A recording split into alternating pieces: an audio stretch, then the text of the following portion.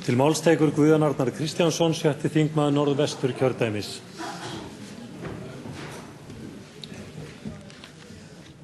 Hæstv. forseti. Mikið hefur verið fjallað í ræðum og rituðu máli sem og á mörgum mótmælafundum og fjölmennum á síðastliðnu hausti og þessum vetri að bæta yrði lýðræðisskipulag og stjórnsýsluna.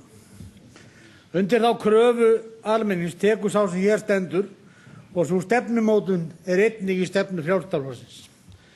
Við höfum flutt tillögur að landið verði eitt kjördæmi og jafnframt að kosið yrði til Alþingis bæði af flokkslistum og óröðuðum landslistum.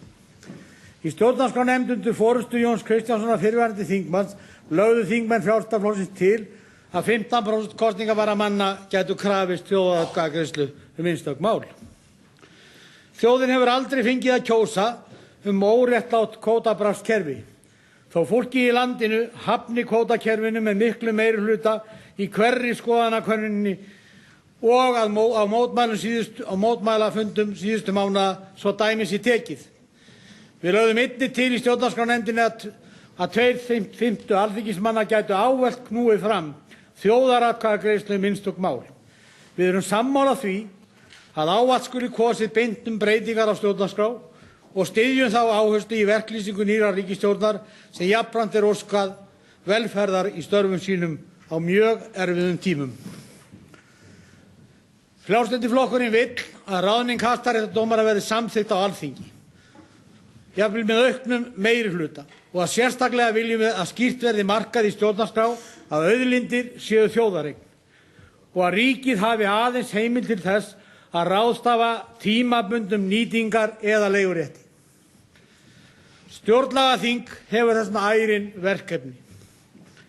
Ákvörðun frjálst framsal kvótans frá og með 1991 var hörmuleg ákvörðun og mikið óhæfuverk. Sú áhersla á valdatíma Þorsteins Pálssonar, sjávarútvegsráðherra 91–99, var vegferð upphafs skuldaaukningar og fjárglafra. Fjárstreymi út úr sjávarútveginn var þar með sett á fulla ferð. Fjármunir til nýrra viðskipta voru að miklu leyti sóttir með veðsetningu kvótans og sölu hans. Skuldir sjávarútvegsins jukust 100 milljarða á næstu 10 árum. Kvótinn var framseldur frá byggðarlögunum og stéttarfélög og sveitarfélög gátu ekki varið sín byggðasvæði. Það var afnumið. Takmörkun á réttindum fólksins í sjávarbyggðunum til verndar eignarrétti var hreinlega hent. Óheft frjálshyggjan í Sjálfstæðisflokknum réð virkilega þeirri ógæfu för. Þannig var til ný verðmyndun á kvóta sem stærri útgerðir og bankar tóku þátt í og stjórnuðu. Margir hafa á undanförnum vikum bankahruns á Íslandi bent á þessa tilbúnu fjármagnsframleiðslu sem var til með veðsetningu á óveiddum fiski í sjó og frjálsu framsali kvótans sem fyrstu orsök þess lánsfjárflóðs og sem varð á okkar fjármálakerfi og síðar að falli. Að taka lán erlendis og auka veðhæfni eigna varð sérsvið bankastjórnanda og viðskiptajöfrana. Það hins vegar ávallt þjóðin, fólkið í landinu, sem verður fyrir því að taka á sig fallið. Þjóðin þarf að þola byrðarnar. Að taka lán erlendis og auka veðhæfni eigna varð sérsvið manna í bankakerfinu, eins og áður var sagt. Það mikið vandaverk að takast nú á við vanda efnahagslífsins í landinu. Vaxtalækkanir verða að koma til sem allra fyrst. Fyrirtæki og heimili fá ekki risið undir þessum ofurvöxtum. Fjármálakerfi landsins þarf að ná virkni og eðlilegri lánastarfsemi fyrir atvinnulífið. Það þarf að vinna hratt og skipulega að því að afstýra gjaldþrotahrinu vegna vaxandi skulda heimilanna í landinu. Ég minni á að Frjálslyndi flokkurinn hefur margoft lagt fram tillögur á Alþingi virkar aðgerðir til afnáms verðtryggingar á lánsfé. Við núverandi aðstæður þarf að frysta verðbætur til næstu mánaða. vel fram á sumar svo að nýrri ríkisstjórn gefist ráðrúm til framhaldsaðgerða vegna skuldaþenslu heimilanna. Þar á sér nú stað eignabruni sem verður með einhverjum ráðum að stöðva. Í þinginu liggur nú fyrir frumvarp okkar frjálslyndra að Seðlabanka Íslands, þar sem lagt til nýskipun í stjórn Seðlabankans. Að bankastjórinn verði einn og að bankaráðið verði faglega ráðið með tillit til menntunar og þekkingar á peningamálum og efnahagsmálum. Það mál okkar frjálslynda hefur ekki fengist rætt ennþá, en hefur þó verið fullt tilefni til á haustmánuðum. En það var fæst vonandi rætt því að nú ætlar ríkisstjórnin að boða sömu áherslur í verkefnalista sínum. Ég vil einnig minna á að ennþá hefur Seðlabankastjórinn eða fyrrum stjórnvöld ekki upplýst þjóðina raunverulega efni þeirra funda sem hófust á síðasta ári, fyrir rétt tæpu ári síðan. Það sem að Davíð Oddsson, Geir Haarde og Ingibjörg Sólrún Gísladóttir fjölluðu fjármálavoðann sem var varað við. Upplýsingagjöf til þjóðarinnar er mjög ábótavant og úr því þarf vissulega verulega að bæta. Í allt haust vantaði einmitt skýrar upplýsingar í hvaða skuldafeni þjóðin væri að lenda vegna falls stóru bankana og þess hvað Seðlabankinn þurfti í auknu fjármagni eða gjaldeyri. Við sáum í fjárlögum gert ráð fyrir vaxtagreiðslum á þessu ári upp á tæpa 90 milljarða króna.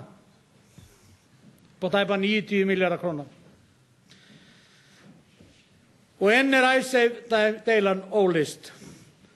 Og telur virkilega einhver í þessum sal að við ráðum við þær byrðar að óbreyttum tekjum þjóðfélagsins. Það er bráðnauðsynlegt að setja fram skýrt hvaða framtíð bíður okkar í skuldum, vöxtum og afborgunum til næstu ára.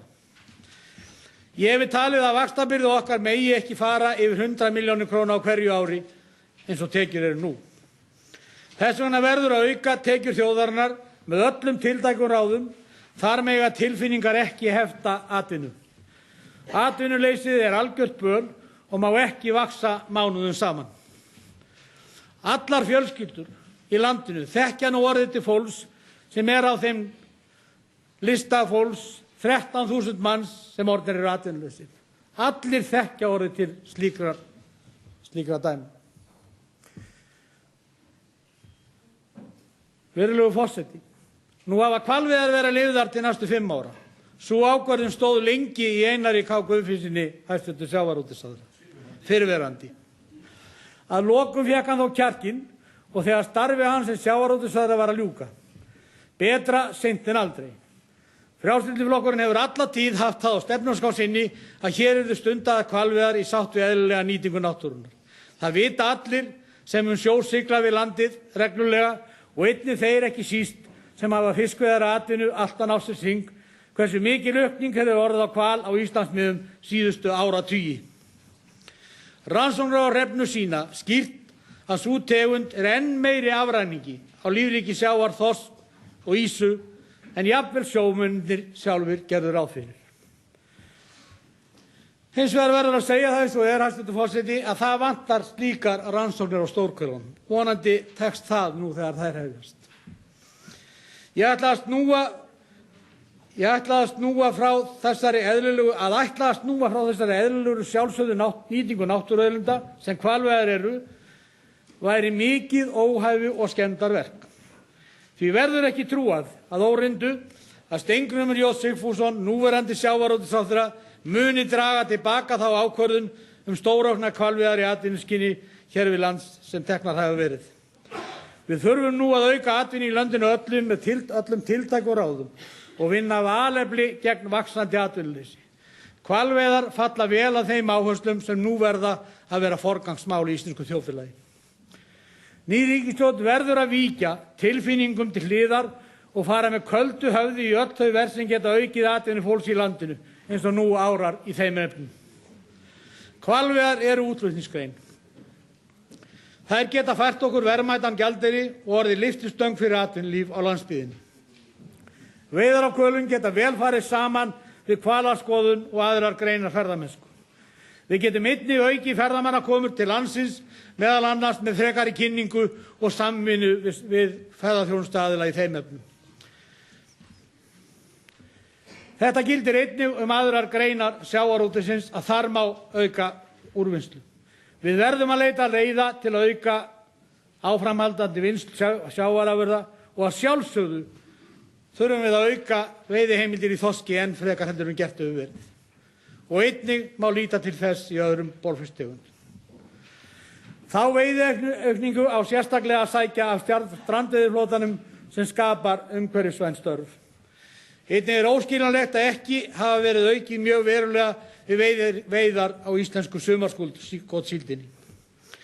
Til viðbótar það skýlaus krafa að mannréttindi verði virt við núverandi úthlutun aflaheimilda.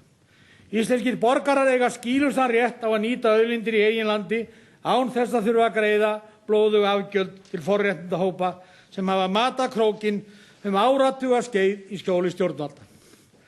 Strax ber að hefja vinnu við innkalla aflaheimildir til ríkisins og höfum við í Frjálslynda flokknum lagt fram tillögur þess efnis hér á Alþingi. Þjóðin á að eiga óveiddan fiskinn í sjónum. Við munum ekki komast í gegnum þá erfiðleika sem framundan eru á niðurskurðinum einum.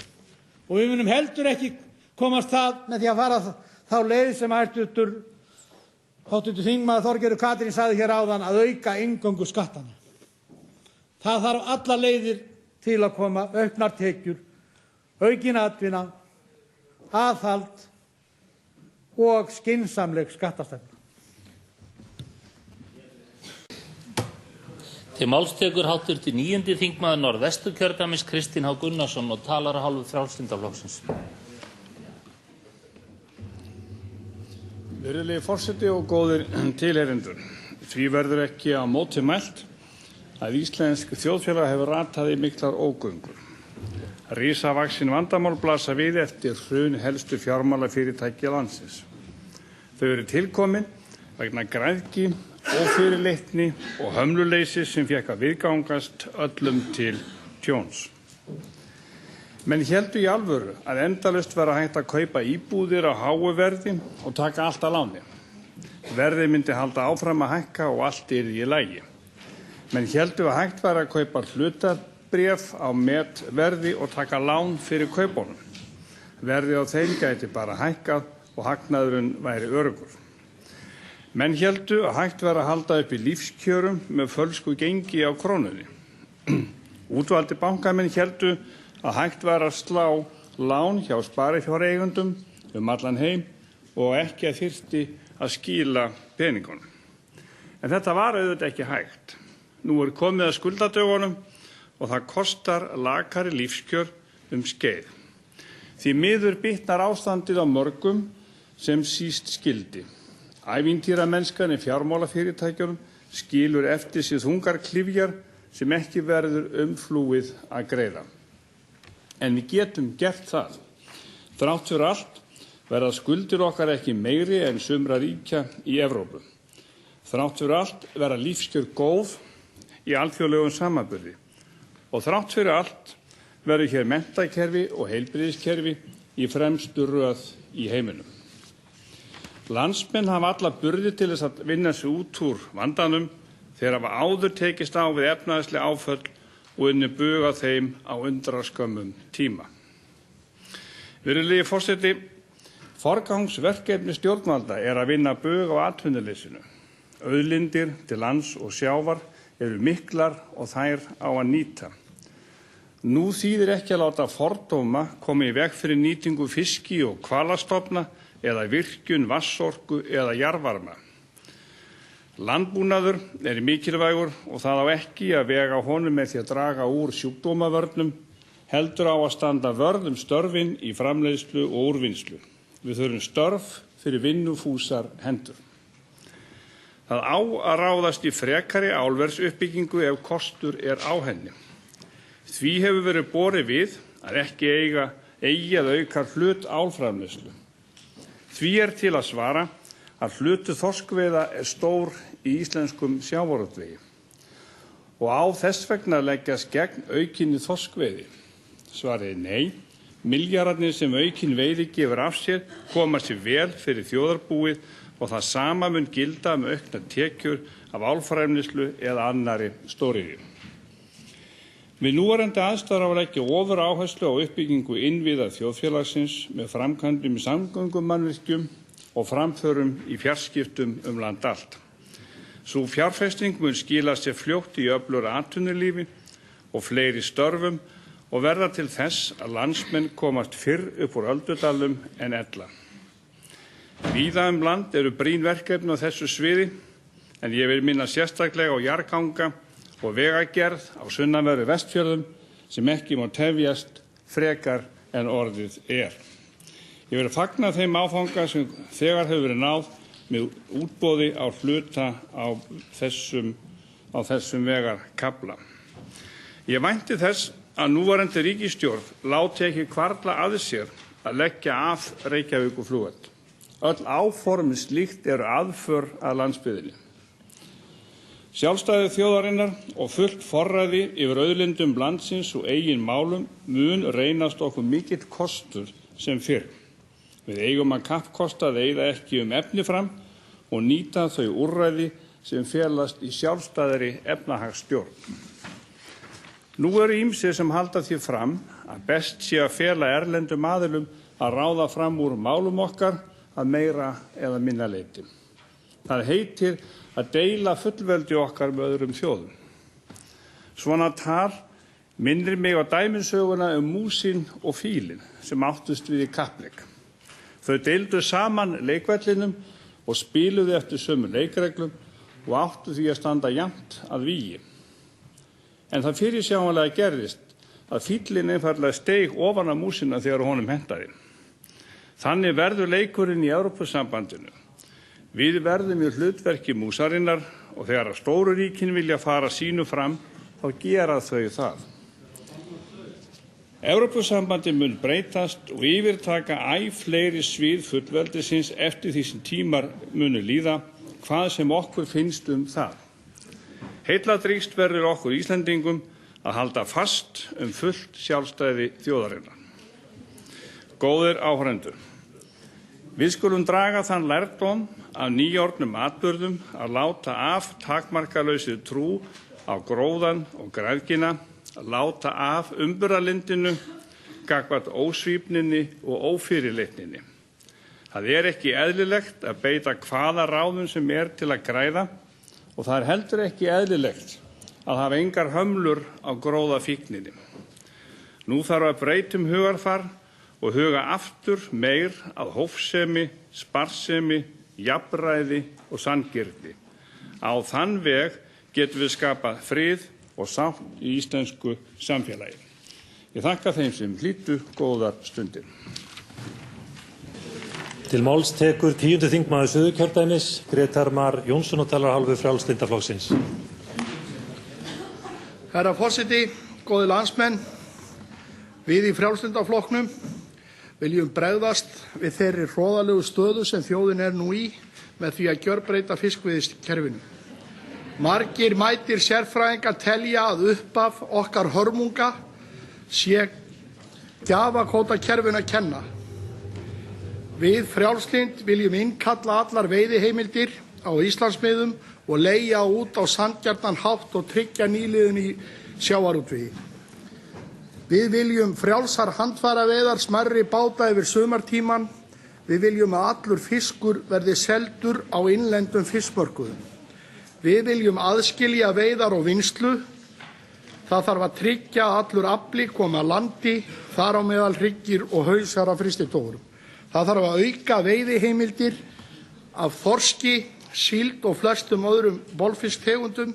Við getum auðveldlega aukið gjaldeyristekjur þjóðarinnar 80 milljarða með því að veiða meira og nýta betur það sem veitt úr hafinu.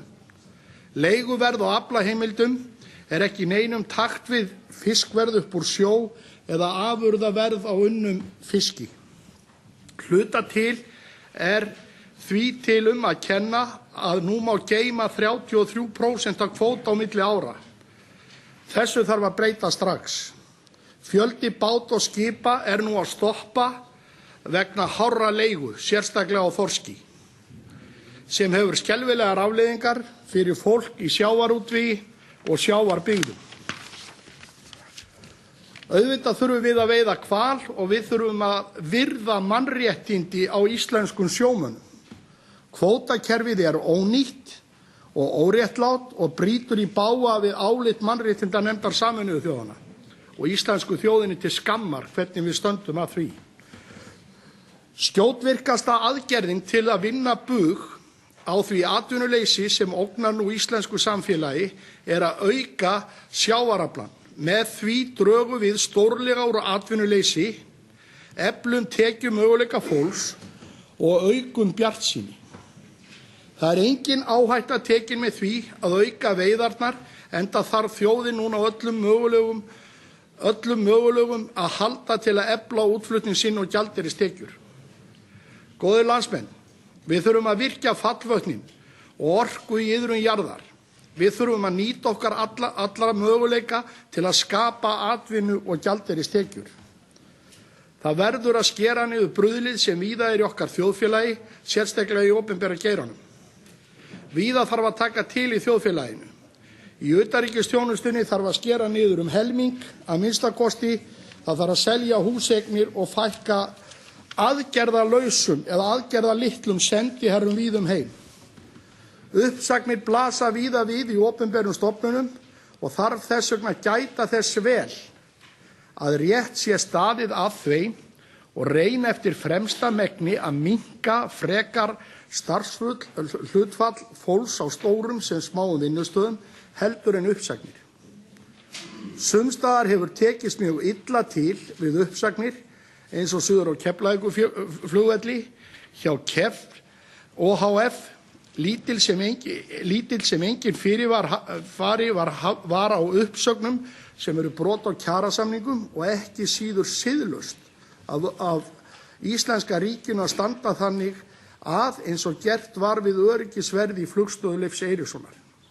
Það eiga mjög margir sárt að binda, stöndum saman og hjálpum hvort öðru. Við skulum hafa aðgát í nærveru sálar. Mörg sveitarfélög standa illa og þess vegna legg ég til að Alþingi tryggi með lögum að öll börn í grunnskólum fái fría máltíð einu sinni á dag 5 daga vikunar. Stjórnlagaþing þurfum við að kjósa til að endurskoða stjórnarskrána. Við þurfum að gera landið að einu kjördæmi. Við þurfum að breyta kosningalögum, kjósa forsætisráðherra beinni kosningu og að tryggja kjósendur viti hverslags ríkisstjórn eða stjórnarmunstur verður til eftir kosningar. Kjósendur eiga að fá að stilla upp á lista í kosningum og við eigum að innleiða þjóðaratkvæðagreiðslur í auknu mæli. Ég vara nýja ríkisstjórn við því að mismuna fyrirtækjum og einstaklingum við uppgjör skulda. Allir skulu jafnir vera. Bankakerfið verður að fara að virka þannig að gömul og ný fyrirtæki fái eðlilega fyrirgreiðslu til starfsemi. Góðir Íslendingar, nú sem aldrei fyrr þurfum við að standa saman velferðarkerfið okkar og tryggja þeim sem verst standa viðunandi lífsgæði næstu misseri. Ég þakka þeim sem hlýddu. Góða nótt. Þá er lokið þessum umræðum stefnu ríkisstjórnarinnar. Fleira liggur ekki fyrir þessum fundi. Til næsta fundar verður boðað með dagskrá. Fundinum er slitið.